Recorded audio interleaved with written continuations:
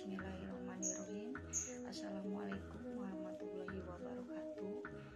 Perkenalkan, nama saya Fitria, program studi ilmu pemerintahan Universitas Muhammadiyah Cirebon. Saya akan menjelaskan sedikit tentang berilmu dan cinta belajar dalam kehidupan sehari-hari.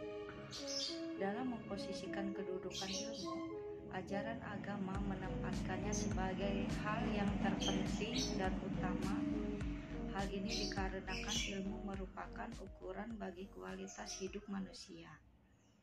Selain itu, pesatnya perkembangan ilmu menjadi aset pembangunan dan berfungsi sebagai pilar kebudayaan.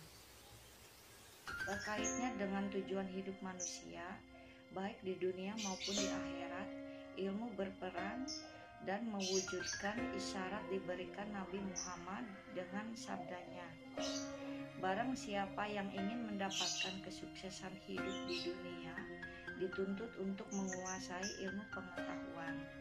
Dan barang siapa yang ingin mendapatkan kebahagiaan di akhiratnya, dituntut untuk menguasai ilmu pengetahuan. Dan barang siapa yang ingin mendapatkan kesuksesan dan kebahagiaan keduanya juga dituntut untuk menguasai ilmu pengetahuan." Dengan ilmu yang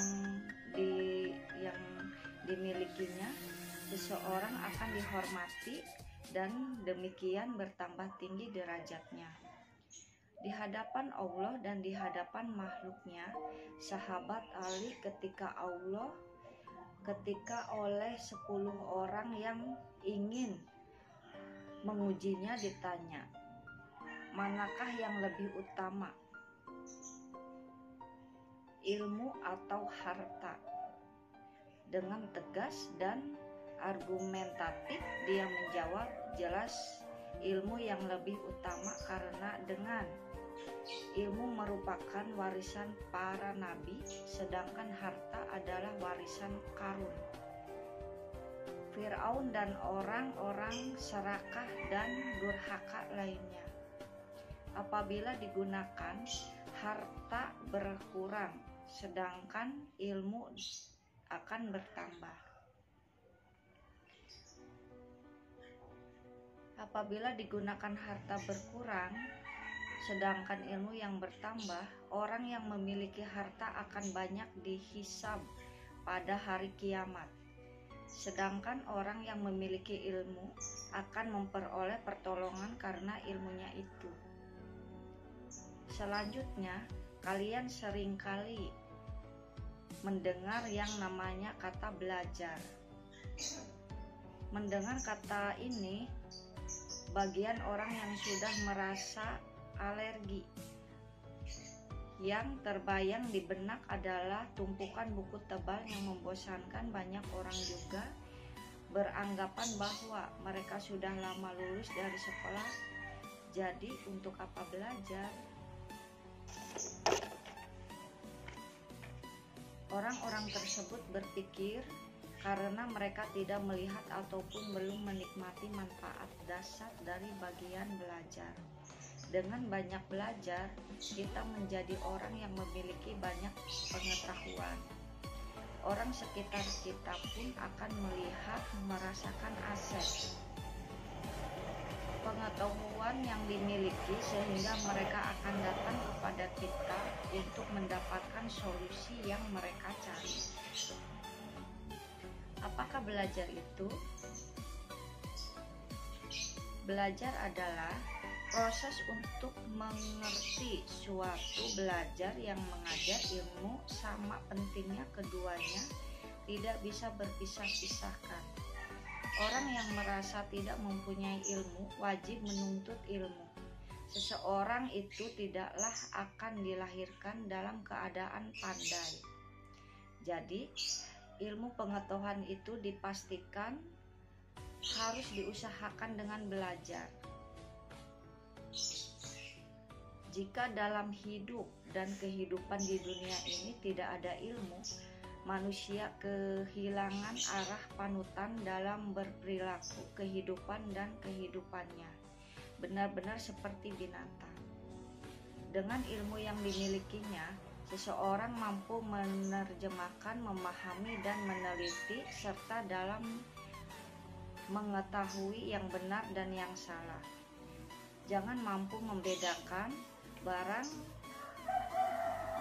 halal dan yang haram. Selain itu, dapat mampu memilah mana yang wajib dan mana yang sunnah.